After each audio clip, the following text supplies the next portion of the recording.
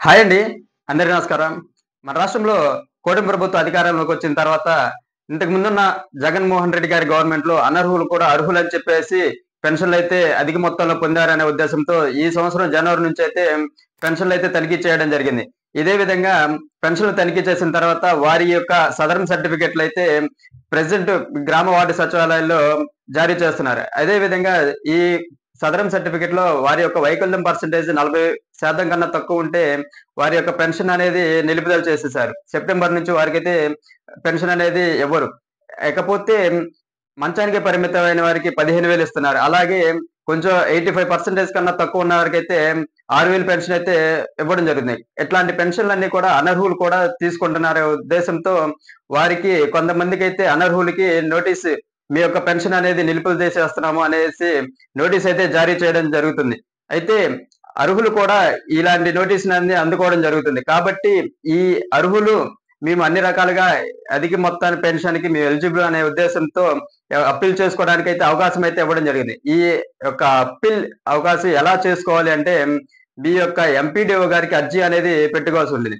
అదే విధంగా ఈ యొక్క నోటీస్ అనేది గ్రామ వార్డు సచివాలయం ఇచ్చిన నోటీస్‌ని తీసుకొని అలాగే ఇప్పుడిచ్చిన సదరన్ సర్టిఫికేట్‌లు, అంతకుముందు ఇచ్చిన సదరన్ సర్టిఫికేట్ ఇవన్నీ తీసుకొని మీ యొక్క ఎంపీడీఓ గారికి అర్జీ అనేది చేసుకొని, అర్జీ పెట్టుకొని వారికనేది ఈ డాక్యుమెంట్స్ అదే విధంగా ఇంతకు ముందున్న వ్యాధికి సంబంధించి ఏమైనా మెడికల్ డాక్యుమెంట్స్ ఉంటే అవన్నీ కూడా ఎంపీడీఓ గారికి సమర్పిస్తే వారు ఈ పెన్షన్ లాగిన్‌లో అనేది పొందుపరచ అప్లై చేయడం జరుగుతుంది.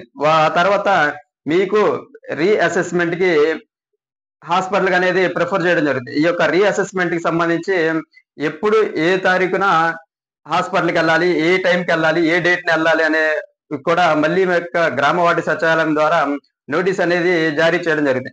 ఈ యొక్క రీఅసెస్‌మెంట్‌కెళ్ళిన తర్వాత అప్పుడు మళ్ళీ డాక్టర్ల బృందం చేత తనిఖీ చేసి వారు మళ్ళీ సదరన్ సర్టిఫికేట్ అనేది ఇవ్వడం జరిగింది. అప్పుడు మరి అంగవైకల్యం పర్సెంటేజ్ అనేది ఎక్కువుంటే ఎంతుంటే అంత నిజ నిర్ధారణ చేసి వారి సర్టిఫికేట్ అనేది ఇవ్వడం జరిగింది.